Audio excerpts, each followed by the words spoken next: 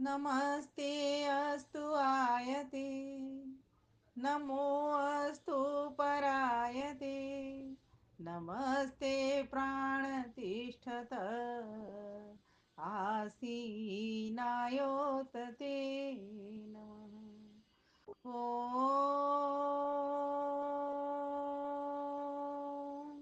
इन्द्रं वर्धन्तु अप्सुरः किणवन्तो विश्वमार्यम्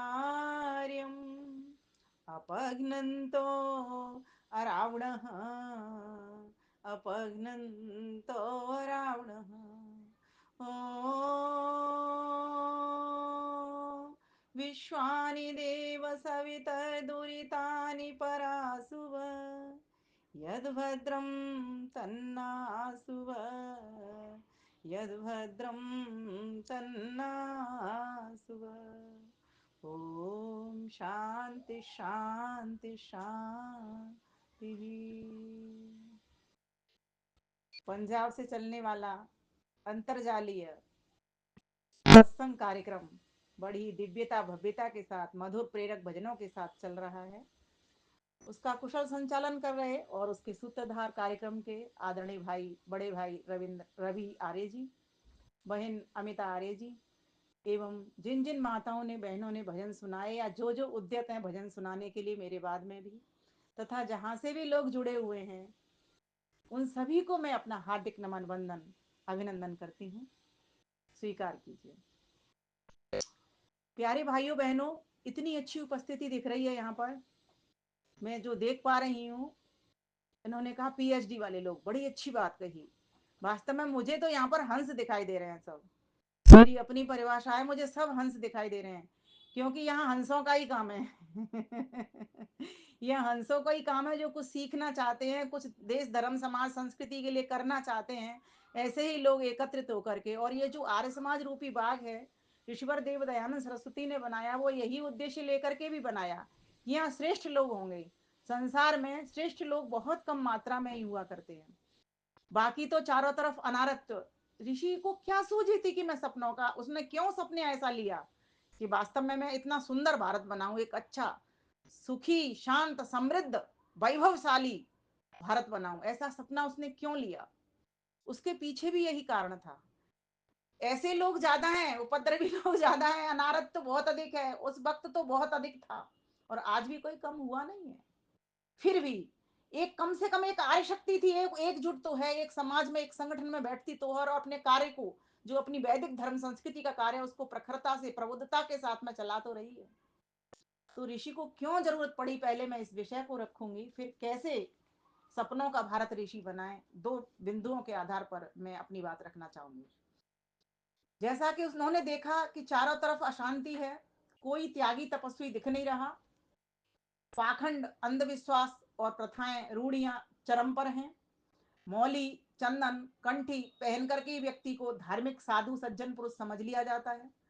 चारों तरफ जादू टोना, है ना, और क्या बोलते हैं इसको, गंडे तावीज, इनको पहन करके ही सोचता है व्यक्ति कि मैं रोग को ठीक कर लूंगा। ऐसा कुछ उन्होंने देखा।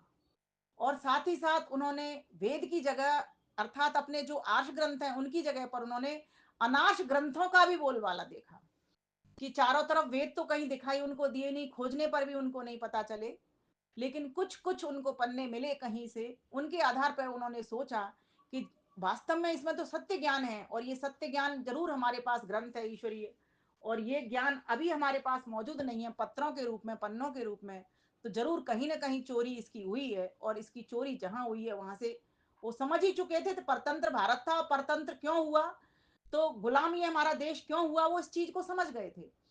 क्योंकि उन्होंने देखा कि जहां जहां पर इतना अधिक अंधविश्वास पसरा हो, पाखंड, और भारत देश तो हमारा चरम पे था, परम वैभव तक पहुंचा हुआ देश था, आर्यावर्त इसका नाम था, और आज इसकी मैं ये दशा देख रहा हूं, तो उसके पीछे ये कारण रहा। इसीलिए ये परतंत्र हो गया, राजाओं की का भोग विलास, अयासी, नास्तिकता पूरी तरीके से घर कर चुकी थी।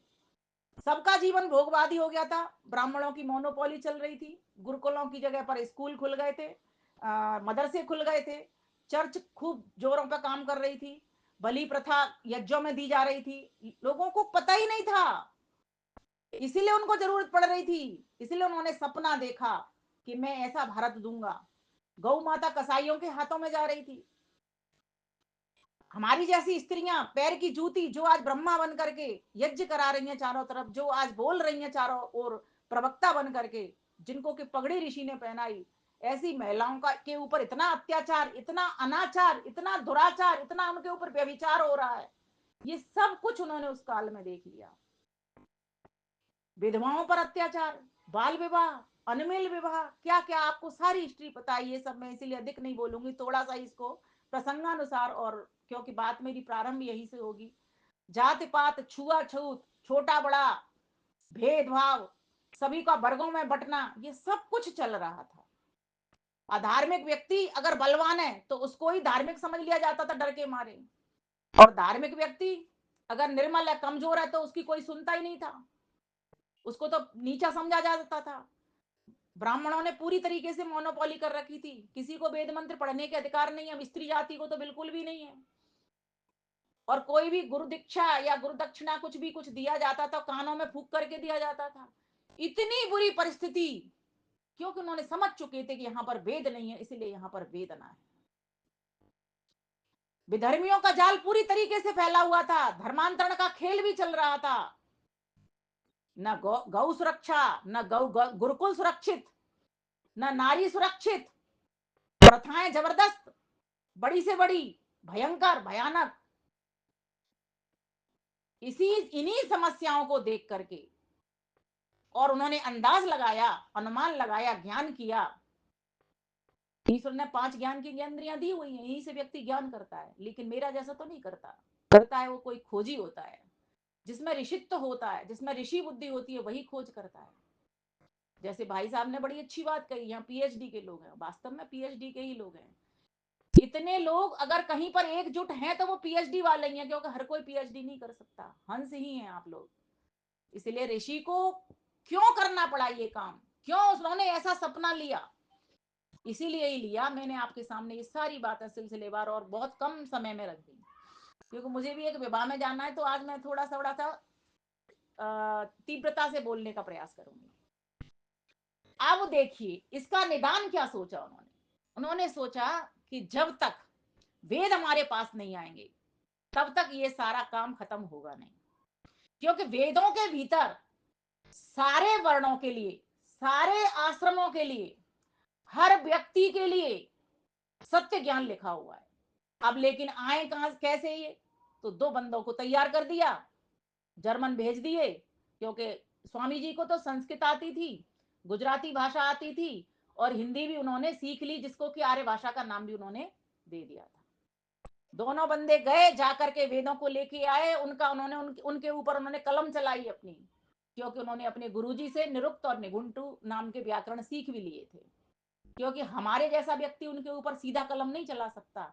हम हिंदी से जो किए हुए भाषियां, उनसे हम काव्य तो रच सकते हैं, लेकिन सीधे सीधे उनके अर्थ और संगति परक अर्थ निकालने, ये तो कोई बहुत योग्य ऋषित्व बुद्धि वाले व्यक्ति का ही काम होता है।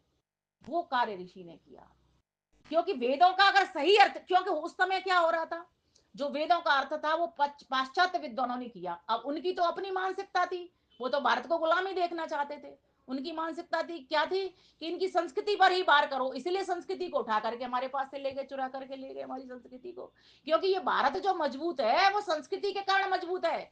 विदेशों में धन तो खूब पड़ा हुआ है, सब कुछ सब जगह पर खूब मिल जाएगा आपको, साफ सफाई भी भारत से ज्यादा आपको सब जगह मिल जाएगी। देशों विदेशों में जाकर के देखो आप, बहुत से लोग जाते हैं आजकल, तो सबके बच्चे रह रहे हैं, तो सबको पता है कि कितना स्वच्छ और इतना अच्छा लगता है, लेकिन भीतर कितनी गंद है।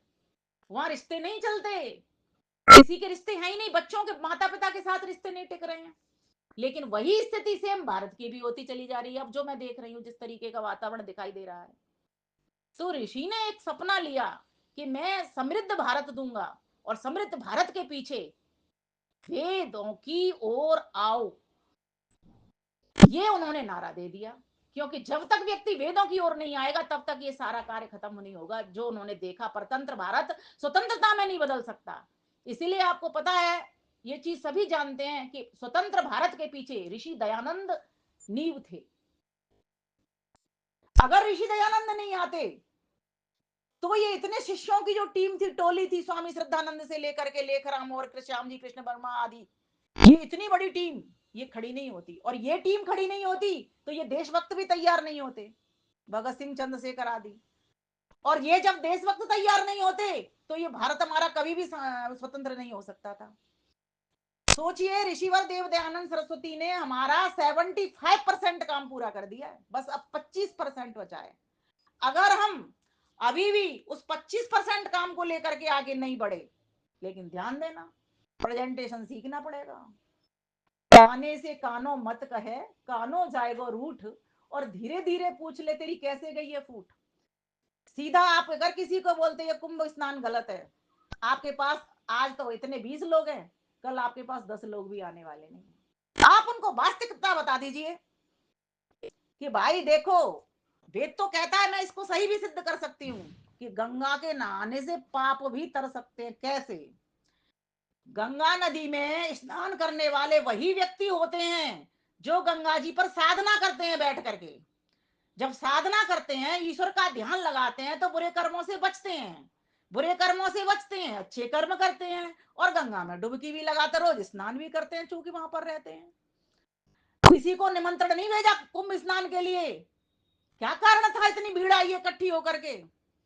आर्य समाजी भी गए हैं, ऐसा नहीं आर्य समाजी नहीं गए हैं, वहां भी ऋषि ने पताका फहराई थी, पाखंड करने नहीं।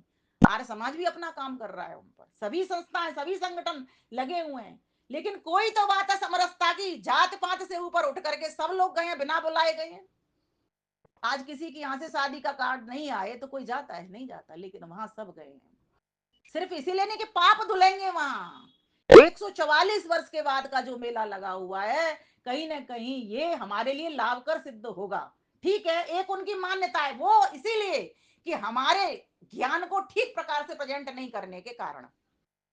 अब हमारे विद्वान आर्य समाज के इस बात को समझ रहे हैं, वो वहां जाएं, जाकर के किसी की कटिंग पहले मत करिए, पहले जोड़िए लोगों को, अपना सिद्धांत बताइए कि वेद को तुम सब जानते हो, मतलब सब मानते हो, तो उसको जानो भी।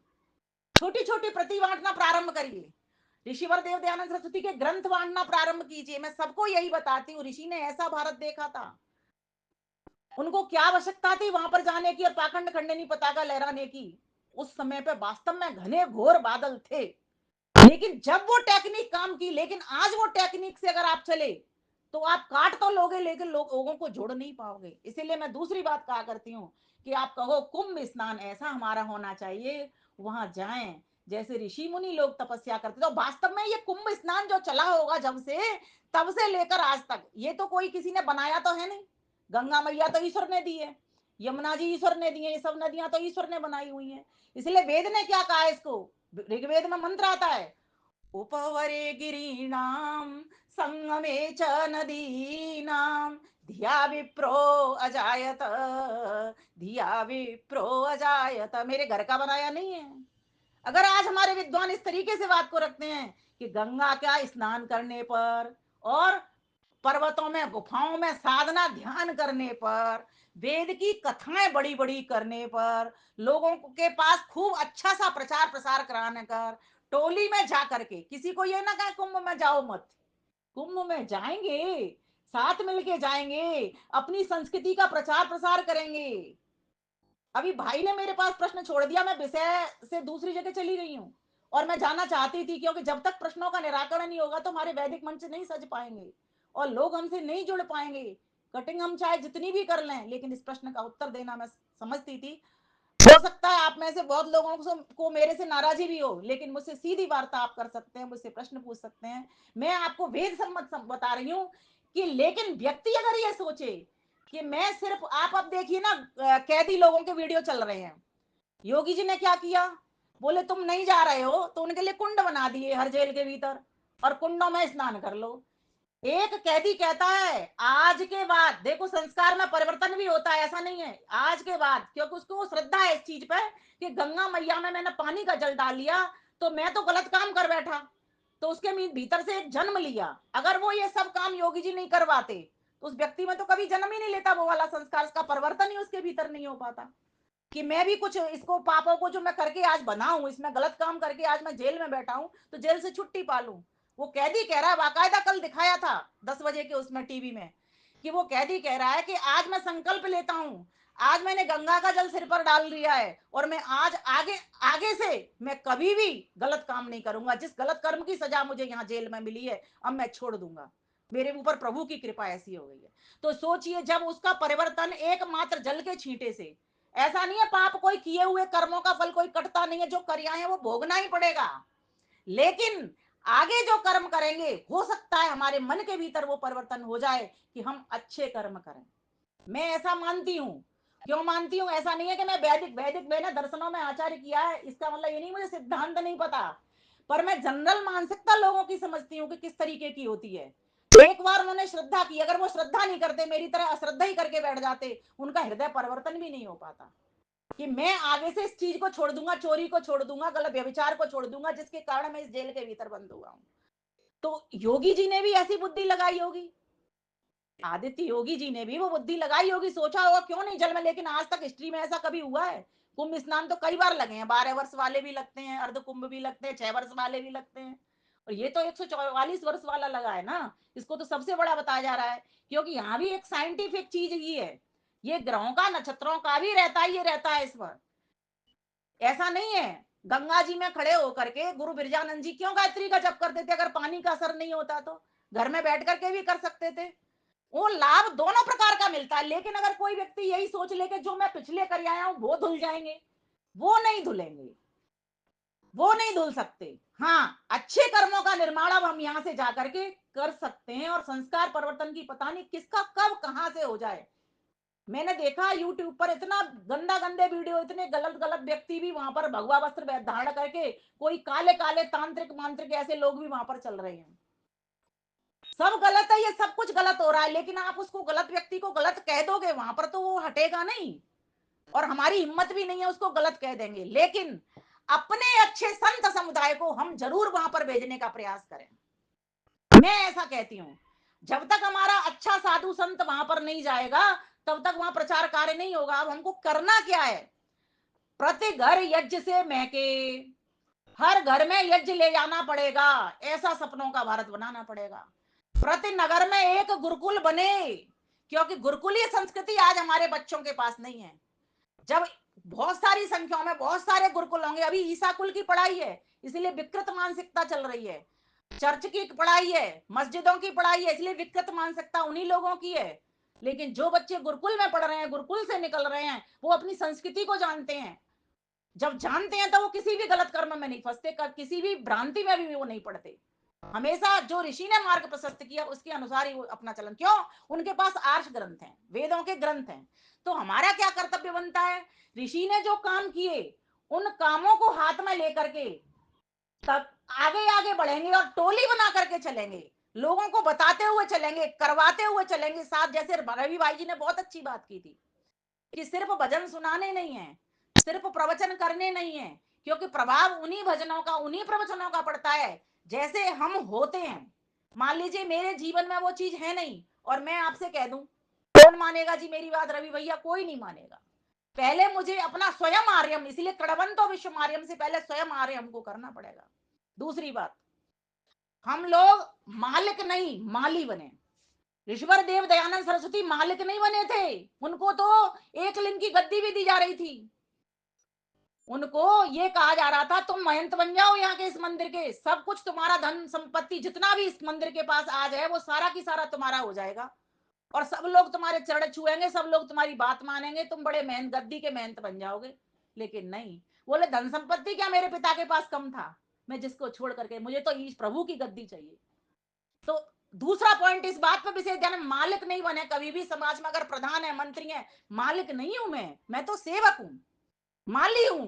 ईश्वर देव दयानंद सरस्वती को कहते थे लोग कि लोग तुम्हारे ऊपर पत्थर फेंकते हैं, जहर पिलाते हैं तुमको, तुम्हारे ऊपर मट्टी फेंकते हैं, तुम्हारे कपड़े गंदे हो जाते होंगे स्वामी जी। बोले मैं तो बाग लगाने के लिए आया हूं। माली जब बाग लगाता है तो उसके तो हाथ भी बिगड़ते हैं, पैर भी बिगड़ते हैं, सारे कपड़े भी गंदे हो जाते हैं, कोई चिंता नहीं, फिर भी वो बाग लगा जाता है, फिर भी वो पौधे लगा जाता है। जब तक हमारी ये भावना नहीं बनेगी कि मैं पौध लगाने के लिए आया हूं, और अब तो हमें पौध भी इस तरह नहीं लगानी है, अब हमें उस पौध को, मिली हुई पौध को आगे आगे रोपित करना है बस।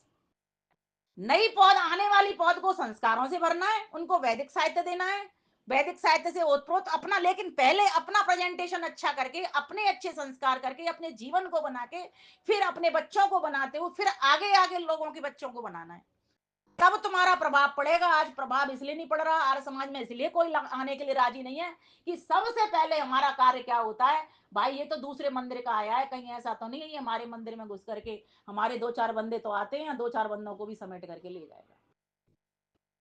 मैंने एक बहन जी को भेजा कि तुम समाज मंदिर में जाइए, तुम वहां पर रहती हो, तो वो कह रही मैं तुम्हारे कहने से चली गई, किसी ने मुझे ये नहीं कहा कि तुम बैठ जाओ। हमारा आचरण कहाँ जा रहा है। ऋषिवर देव दयानंद सरस्वती होते तो सोचते कि आर्य जनों का कर्तव्य क्या है, मैं कैसा भारत चाहता था, मेरे सपनों का भारत क्या था, कि प्रत्येक को अपनी ही उन्नति से संतुष्ट नहीं होना, किंतु सबकी उन्नति में अपनी उन्नति समझनी चाहिए। ये था ऋषि के सपनों का भारत।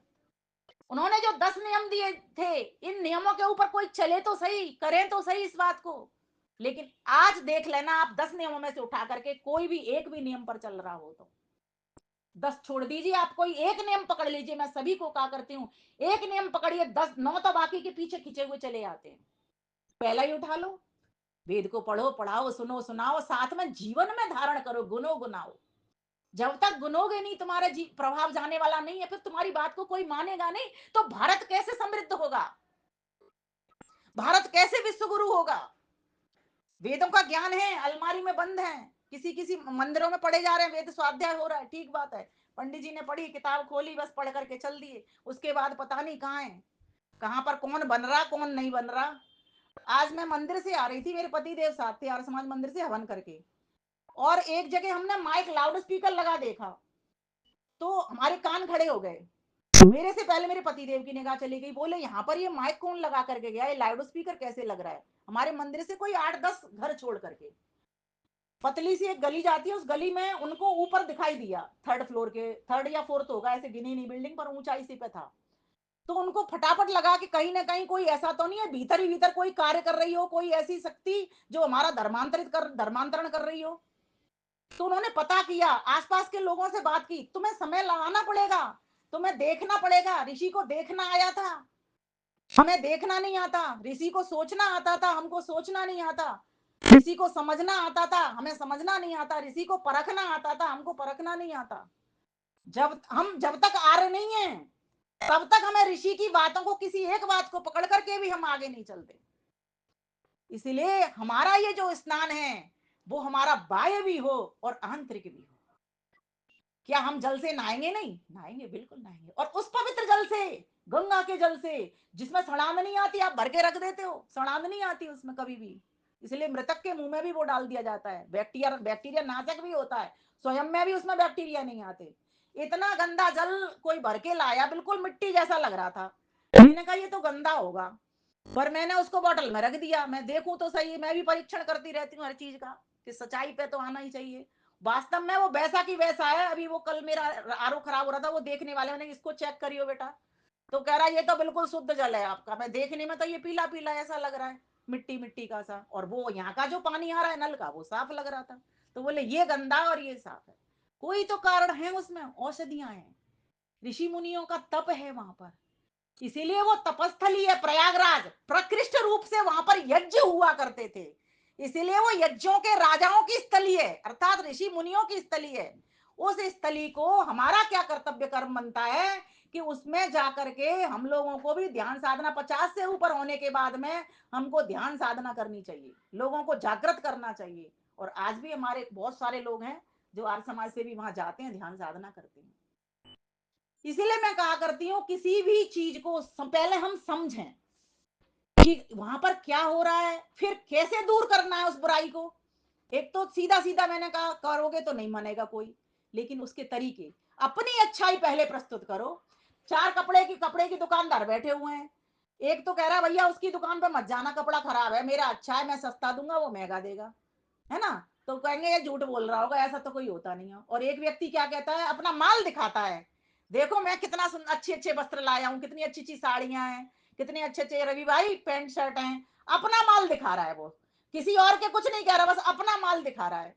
जब अपना माल दिखा रहा है तो लोग देख रहे हैं वास्तव में इसकी तो बहुत बढ़िया बढ़िया माल है, और उसने किसी को भी काटा नहीं है, विरोध नहीं किया है, क्योंकि जहां वो विरोध करेगा वहीं पर वो फंसेगा, वहीं पर वो सोचने लग जाएगा। ऐसे तो कहते ही हैं, एक दूसरे की कमी तो निकालते ही हैं सारे के सारे दुकानदार।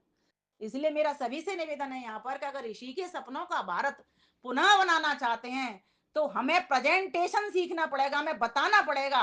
लेकिन कैसे? पहले स्वयं के आचरण से, स्वयं आर्य बन करके, तभी हम कड़वंतो विश्वमार्यम कर सकते हैं।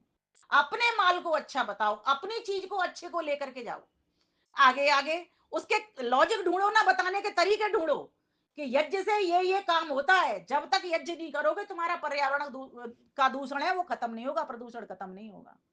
मैं गारंटी के साथ कह सकती हूँ, प्रति घर यज्ञ करने लग जाए अगर नित्य प्रति, किसी भी प्रकार का वायरस हमको छू नहीं सकता। कितनी भी बड़ी बड़ी बीमारियां हो, कोई रोग हमारे आ नहीं सकते। लेकिन आज सब बंद हो गया।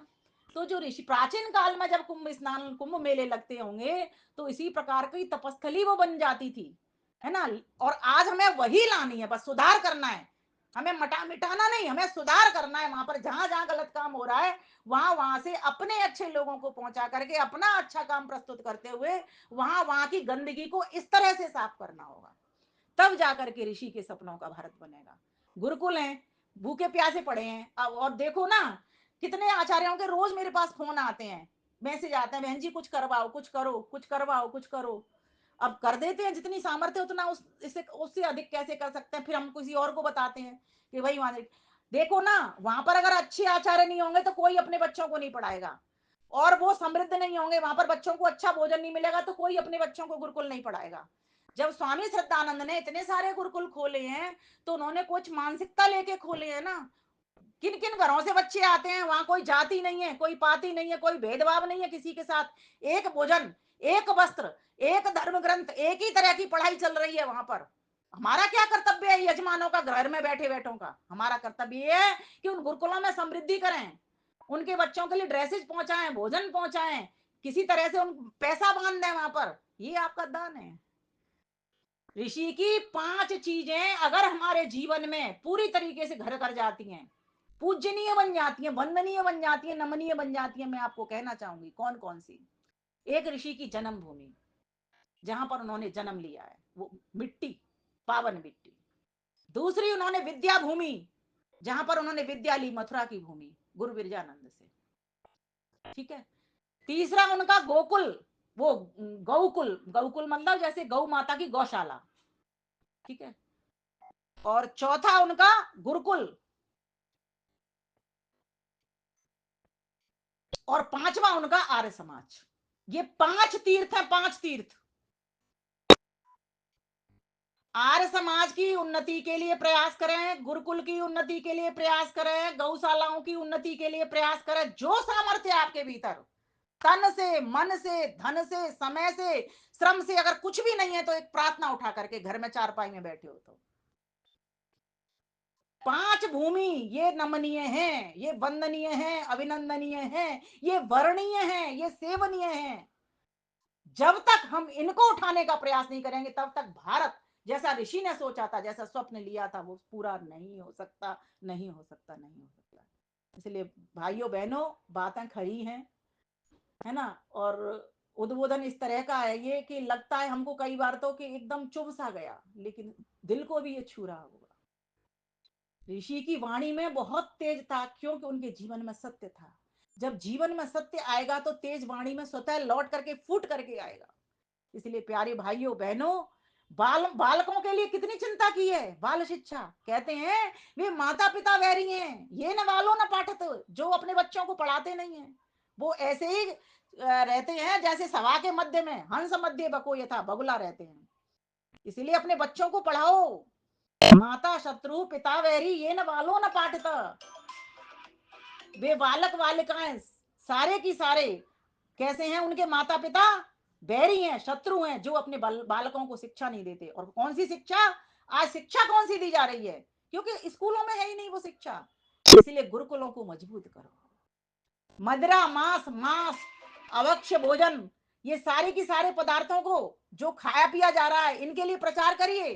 अच्छे भोजन पेय की ओर लाएं लोगों को। आर्य समाज कर रहा है बड़ी प्रखरता से, इस चीज को मैं देख रही हूँ, मांस का, शराब का। लेकिन मैंने कई ऐसे परिवार भी देखे, नाम नहीं लेना चाहूंगी, जो समाजी होते हुए भी इन कार्यों को कर रहे हैं। कह रहे हमारे होता है, हमारा तो कास्ट ऐसा है इसीलिए हम करते आए हैं।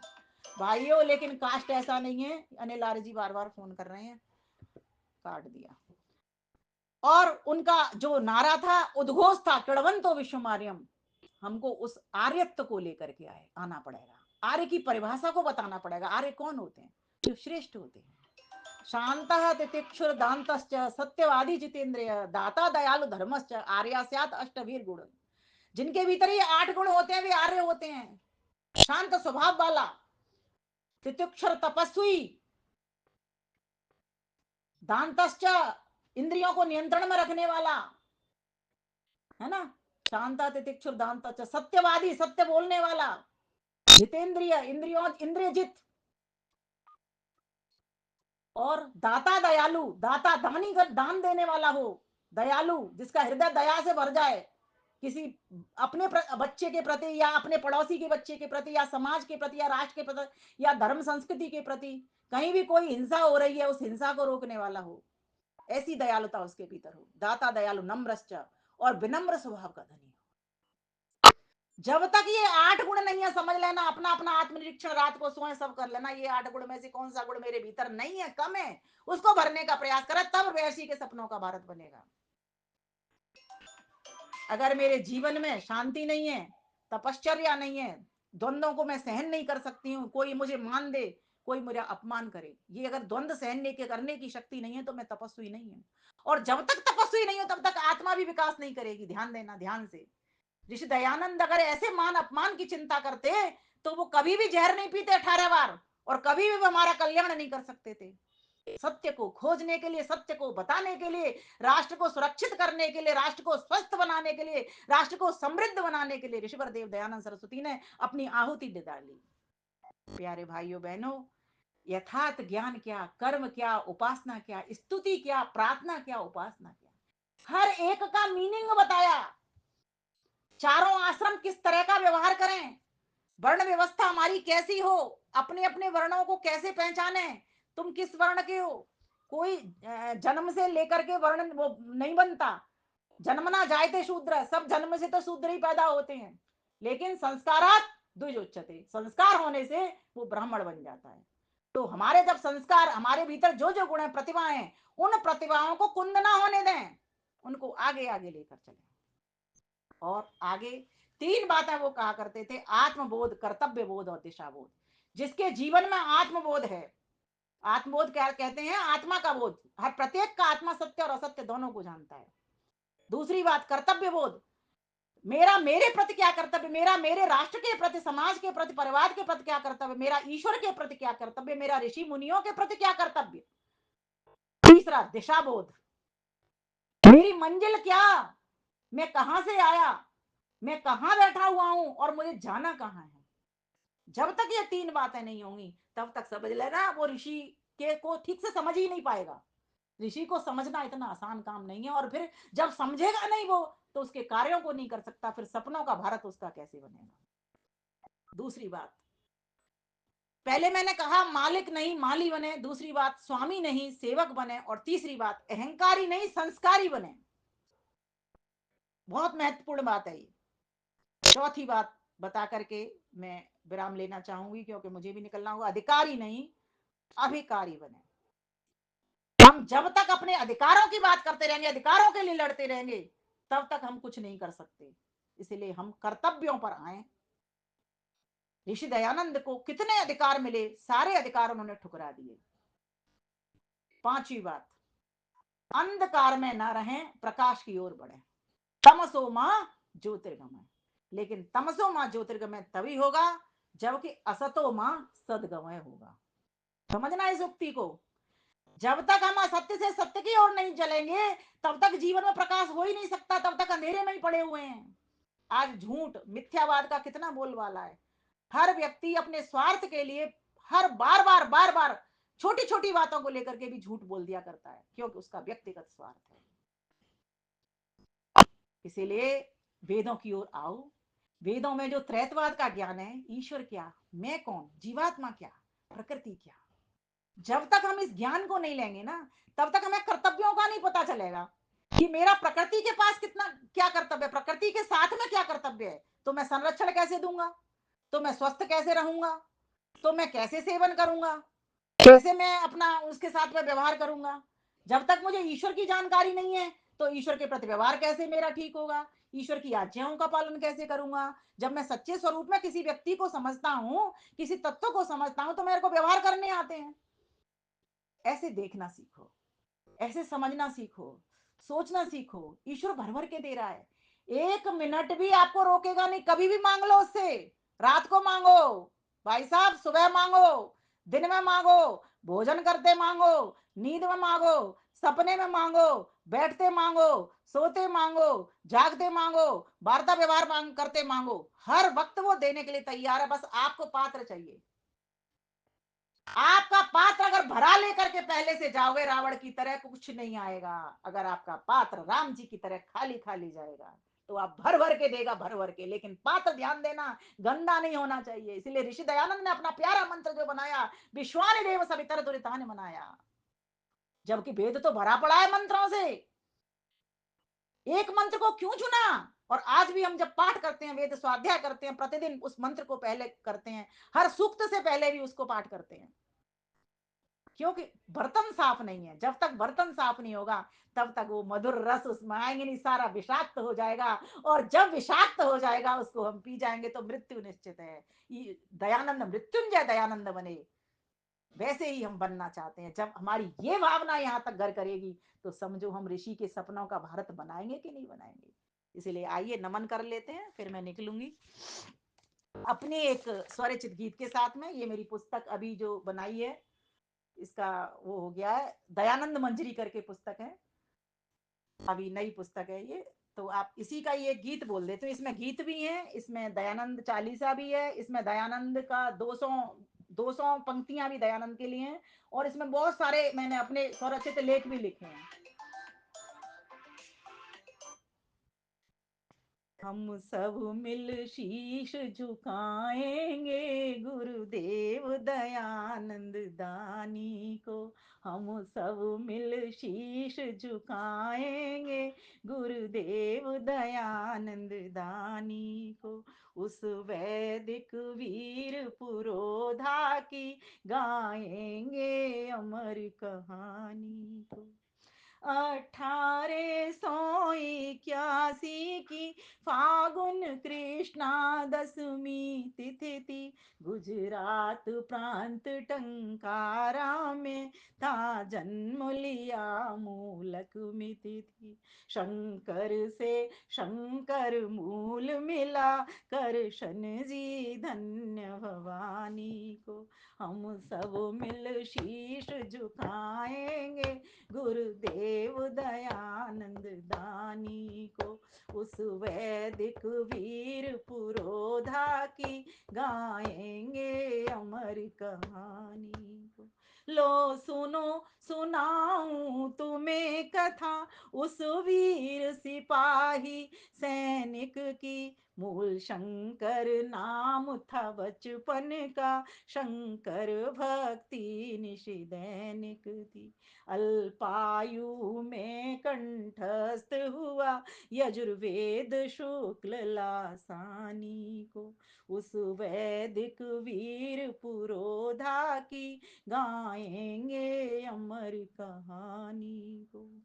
मंदिर में गए शिवरात्रि पर, पितु पर रख कर श्रद्धाघात। शिव नहीं आए मूषक आगा, खा गया रखा वहाँ जो प्रसाद। कैसा शिव ये मन में सोचा, नहीं हटा सका तुझ प्राणी को। कुछ कह नहीं रहे हैं, बस सोच रहे हैं, समझ रहे हैं कि शिव आखिर है कौन। इतना सा है क्या, इतना सा है क्या, इतना सा है क्या, ये सब जगह का काम कर रहा है। इतना है, कितना है, खोज है, खोज चल रही है। एक और वाकया जीवन का घट गया मूल के बचपन में। ले गई बहन प्रिय चाचा को, वो कौन शक्ति जग उपवन में। शिव को जा काशी हरिद्वार, नहीं चैन मिला उस ध्यानी को। उस वैदिक वीर पुरोधा की गाएंगे अमर कहानी को।